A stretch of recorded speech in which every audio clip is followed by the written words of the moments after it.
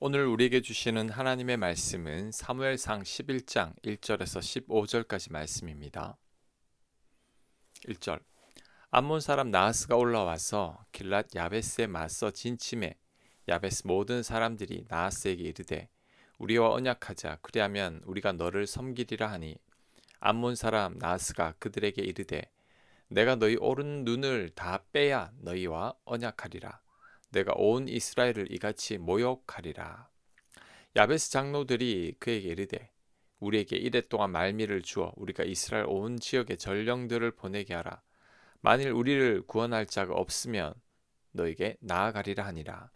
이에 전령들이 사울이 사는 기브아에 이르러 이 말을 백성에게 전하매 모든 백성이 소리를 높여 울더니 마침 사울이 밭에서 소를 몰고 오다가 이르되 백성이 무슨 일로 우느냐 하니 그들이 야베스 사람의 말을 전하니라. 사울이 이 말을 들을 때에 하나님의 영에게 크게 감동되매 그의 노가 크게 일어나 한 겨리의 소를 잡아 각을 뜨고 전령들의 손으로 그것을 이스라엘 모든 지역에 두루 보내어 이르되 누구든지 나와서 사울과 사무엘을 따르지 아니하면 그의 소들도 이와 같이 하리라 하였더니 여호와의 두려움이 백성에게 임하매 그들이 한 사람 같이 다 나온지라. 사울이 베색에서 그들의 수를 세어보니 이스라엘 자손이 30만 명이요 유다 사람이 3만 명이더라. 우리가 와 있는 전령들에게 이르되 너희는 길랏 야베스 사람에게 이같이 이르기를 내일 해가 더울 때에 너희가 구원을 받으리라 하라. 전령들이 돌아와서 야베스 사람들에게 전하매 그들이 기뻐하니라. 야베스 사람들이 이에 이르되 우리가 내일 너희에게 나아가리니 너희 생각에 좋을 대로 우리에게 다 행하라 하니라.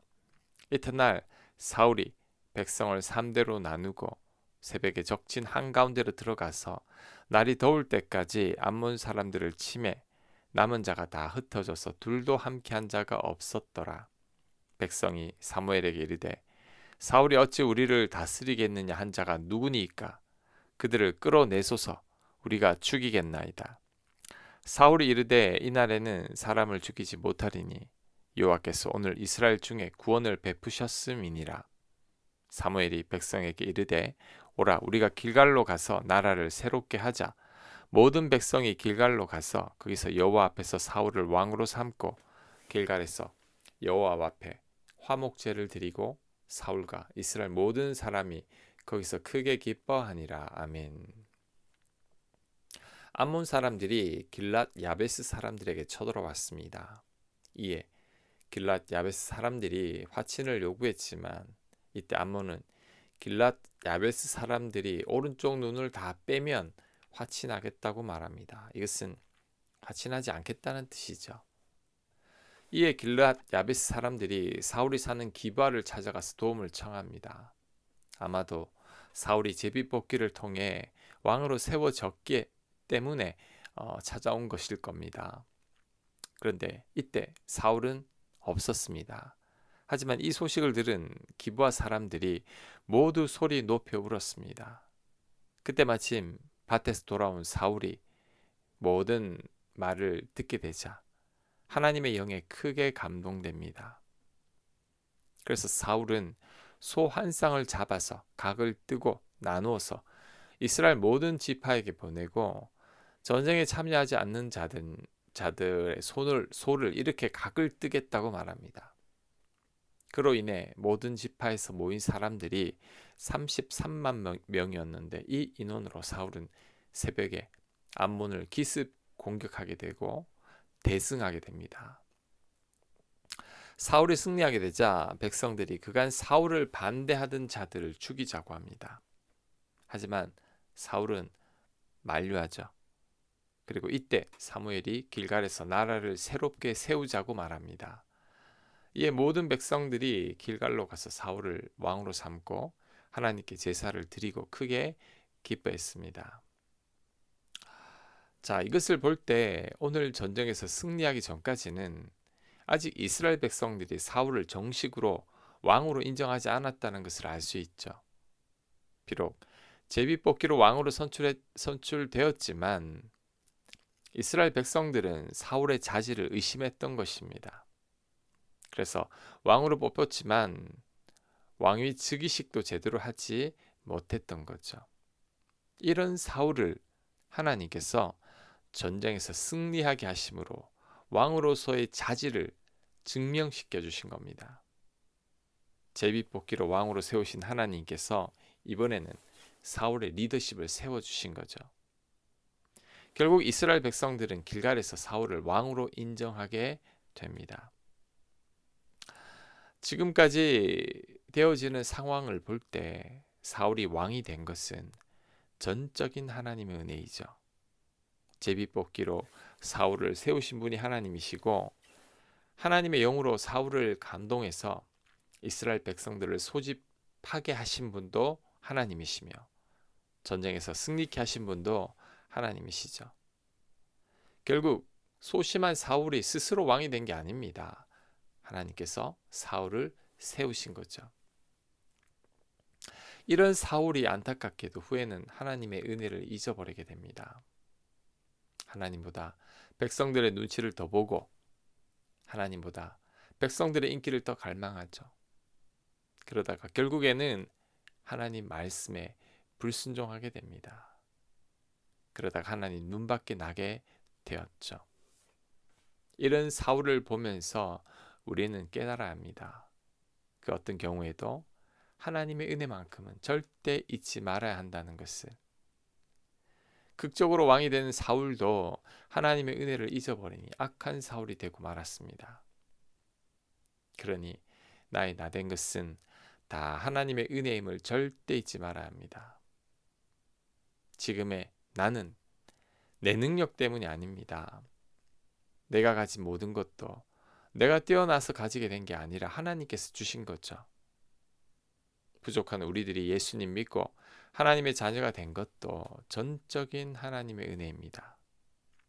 우리는 이 은혜만큼은 영원히 기억해야 합니다. 그 다음 살펴볼 것은 고통을 함께 나누는 기브아 사람들입니다. 길란 야베스 사람들이 암몬의 침략 소식을 사울이 살고 있는 기브아 사람들에게 전하자 기브아 모든 사람들이 소리 높여 울었다고 합니다. 기브아 사람들은 자신들이 암몬의 침략을 받은 것처럼 슬퍼했던 거죠. 예수님 비유에 나오는 선한 사마리아 사람 같습니다.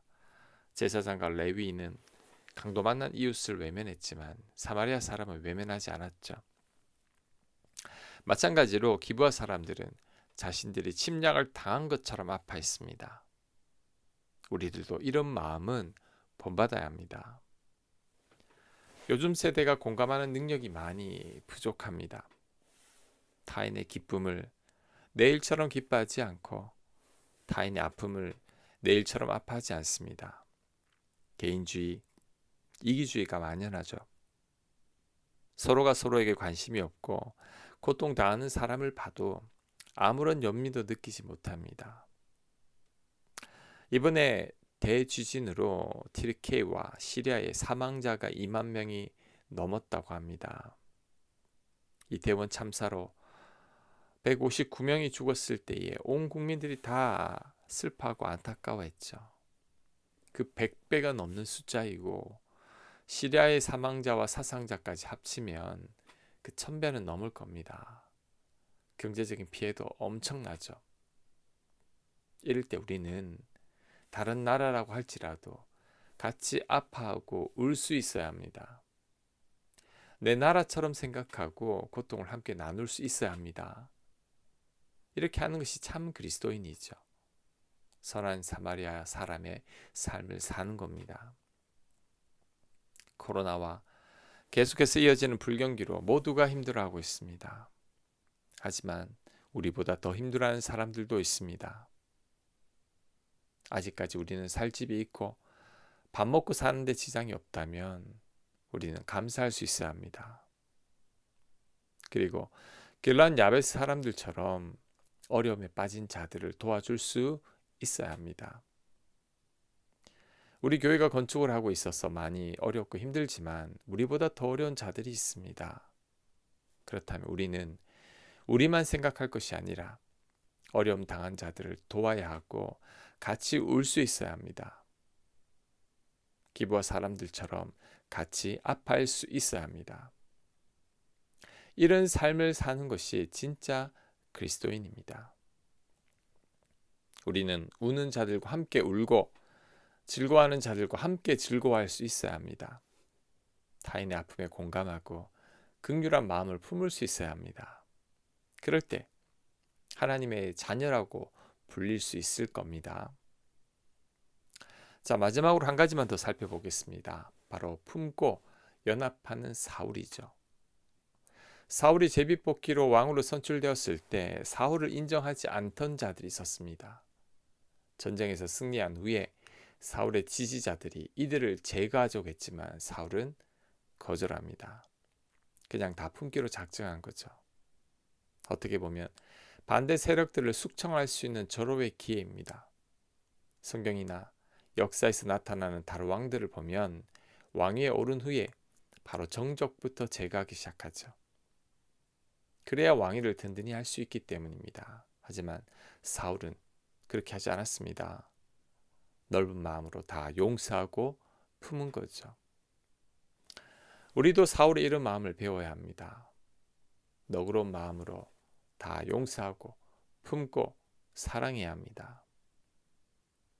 용장, 지장, 덕장 중에 덕장이 최고라는 말이 있죠. 용맹스럽고 지혜로운 장군보다 더 훌륭한 장군은 덕이 있는 장군입니다. 덕으로 적들을 다 품어버리기 때문이죠. 우리 예수님은 덕장 중에 덕장이죠. 예수님은 사랑으로 모든 인류를 다 품어버렸습니다. 그렇다면 우리도 예수님의 이런 마음을 본받아야 합니다. 넓고 깊은 마음으로 다 품고 사랑해야 합니다. 그럴 때 우리 곁에 적이 없을 겁니다. 또한 하나님께서 이런 우리들을 기뻐하실 것입니다. 꼭 그렇게 되는 저와 여러분들 되시길 간절히 축원합니다. 아멘. 하나님, 사울처럼 품는 자가 되게 하여 주옵소서. 넉넉한 마음으로 품는 저희들 되게 하시고 특별히 타인의 아픔과 슬픔을 공감하며 같이 울어줄 수 있는 자 되게 하여 주시옵소서. 긍휼의 마음을 품을 수 있는 저희들 되도록 역사하여 주시옵소서. 예수님 이름으로 기도합니다. 아멘.